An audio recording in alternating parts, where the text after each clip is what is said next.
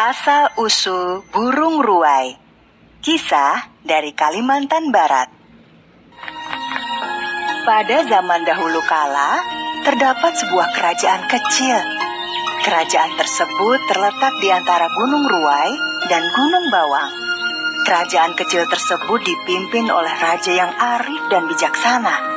Sang raja memiliki 7 orang putri, tapi sayangnya istri sang raja telah lama meninggal dunia semenjak putri bungsunya masih kecil.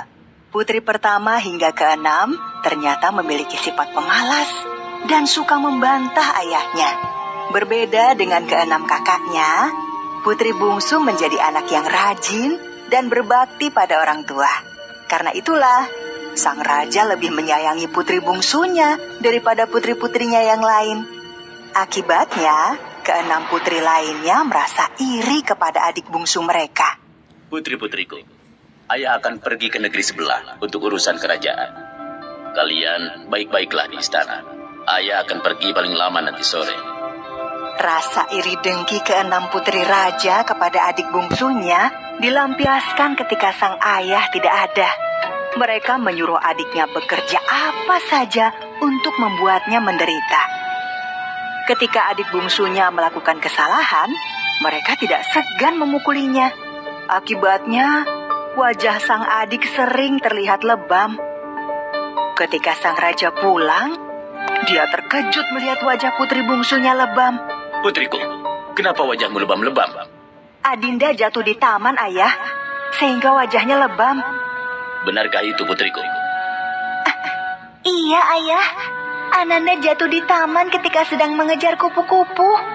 Karena merasa takut, sang putri bungsu selalu menutupi kekejaman para kakaknya. Putri bungsu selalu merasa takut kepada para kakaknya. Setiap hari selalu ada hal-hal yang dikerjakan karena disuruh kakaknya. Hingga suatu hari, sang raja akan melakukan kunjungan ke negeri tetangga dalam waktu yang lama. Putri-putriku, ayah akan melakukan kunjungan ke negara tetangga dalam waktu yang agak lama. Kira-kira bisa mencapai 2 bulan. Maka dari itu, semua urusan kerajaan akan ayah serahkan kepada si bungsu. Selama ayah pergi, si bungsu akan memegang kekuasaan di kerajaan kita ini. Kalian semua harus mematuhi semua apa yang dikatakan oleh si bungsu. Kebencian para kakak si bungsu semakin menjadi-jadi. Rasa iri semakin memuncak.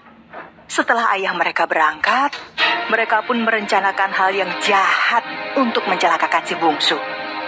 Aku tahu sebuah gua batu yang tidak memiliki ujung. Gua batu itu terletak di kaki Gunung Ruai dan memiliki sungai kecil yang banyak ikannya. Kita ajak saja si bungsu ke gua itu dan kita tinggalkan di sana. Keesokan harinya, putri bungsu diajak oleh ke-6 kakaknya pergi ke gua batu. Si bungsu merasa senang karena mengira para kakaknya sudah berubah menjadi baik terhadapnya. Adinda, masuklah terlebih dahulu ke dalam gua untuk mencari ikan. Nanti kami akan menyusulmu. Tanpa banyak bertanya, si bungsu pun masuk ke dalam gua batu. Ke-6 kakaknya melihat dari belakang. Putri bungsu yang tidak berburuk sangka kepada kakak-kakaknya pun terus berjalan ke dalam gua. Dia mengira para kakaknya pun akan menyusulnya. Sedangkan kakak-kakak si bungsu justru kembali ke istana. Sepertinya rencana mereka berjalan lancar. Sementara itu, putri bungsu berjalan semakin jauh. Dia akhirnya merasa sudah tersesat. Kakak, di mana kalian? Aku takut di sini gelap.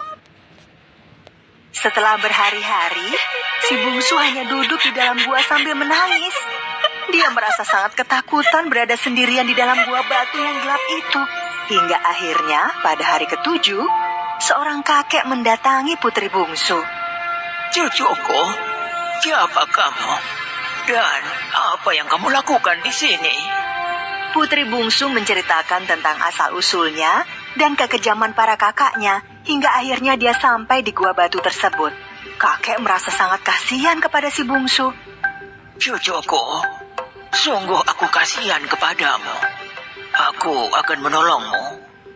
Tiba-tiba saja, Setiap tetesan air mata si bungsu berubah menjadi butiran telur yang berwarna putih.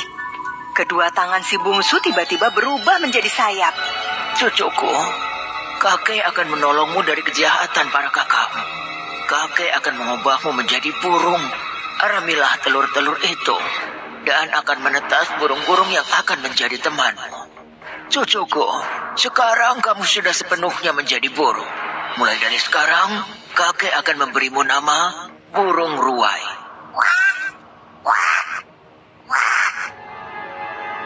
Setelah mengubah putri bungsu menjadi burung, sang kakek segera menghilang. Seperti pesan kakek, burung ruai mengerami telur-telur berwarna putih itu. 40 hari kemudian, telur-telur tersebut menetas menjadi burung-burung ruai kecil. Putri bungsu yang sudah berubah menjadi burung ruai pun terbang keluar dari gua batu. Bersama teman-temannya yang baru saja menetas, burung ruai terbang menuju istana. Burung-burung ruai bertengger di atas pohon. Mereka menyaksikan sang raja menghukum keenam putrinya karena telah membuang si bungsu.